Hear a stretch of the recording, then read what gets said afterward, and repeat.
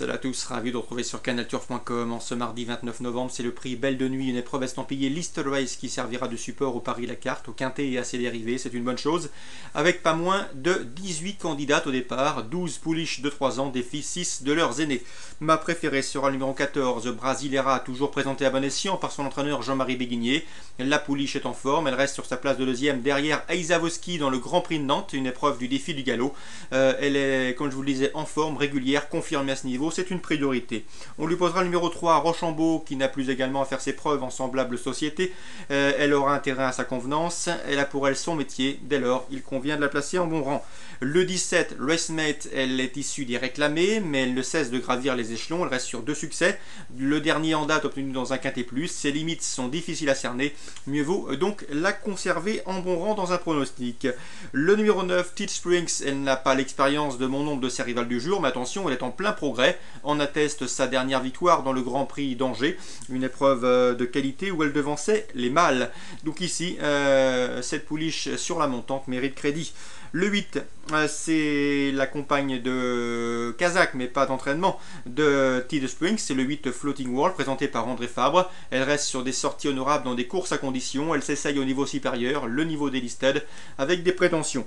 Ensuite, je retiendrai le 15 Hot Blood et le 6 Western Pearl, qui viennent de se classer respectivement 3e et 5e du prix Donizy le 12 novembre à Saint-Cloud, une performance qui les autorise ici à briguer un accessite. Attention également au numéro 4 Foundation Philly, qui vient elle aussi de concourir dans le Grand Prix de Nantes, derrière Brasilera. Une revanche est difficilement envisageable, mais attention, elle peut parfaitement venir chercher une 4e, 5e place et belle cote.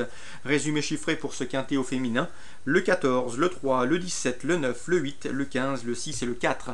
Concernant les infos recueillies auprès des professionnels, eh bien, direction Rouen en R2, Réunion 2, avec dans la première Jonathan Grazo qui est confiant que le 107 Tadrou de la Noémie. Le cheval reste sur 2 succès, dont un sur ce parcours rouennais, donc rien ne s'oppose à une confirmation. On est confiant dans l'écurie. Il faudra sans doute se méfier du 105 Zigane du Lupin.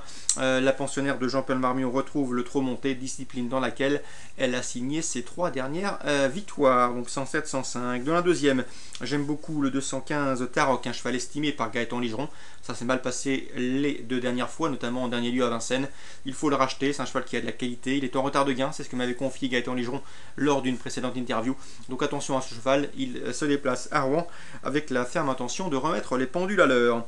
Je lui opposerai le 216 Titus Damelin, un cheval qui est en retard de gain. Il vient de faire une rentrée tout à fait encourageante sur l'hippodrome d'Angers.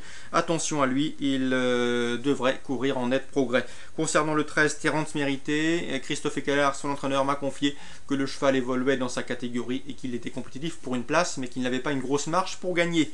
Donc 215-216, le 13 en léger retrait. Et on termine avec la 7e. J'aime beaucoup le 712 Samba de la Moire. Souvenez-vous, je m'étais entretenu avec son entraîneur René Corbin lors de sa dernière sortie sur l'hippodrome de Graigne, si ma mémoire est bonne. Ce jour-là, le cheval effectuait des débuts sous la selle, ce qui se sont soldés par une place de 4e place encourageante, car ce jour-là, eh bien, Anne Barthélémy a été contraint de progresser longuement dehors et n'a pas eu le meilleur des parcours. Donc attention, ici, cette jument qui devrait vite s'imposer sous la selle mérite un certain crédit. Donc course ciblée à Mokanchi, la première, la deuxième et la 7e avec le 712 pour un jeu simple placé. Voilà pour ce mardi 29 novembre. Très bon jeu à tous, bon début de semaine et rendez-vous demain.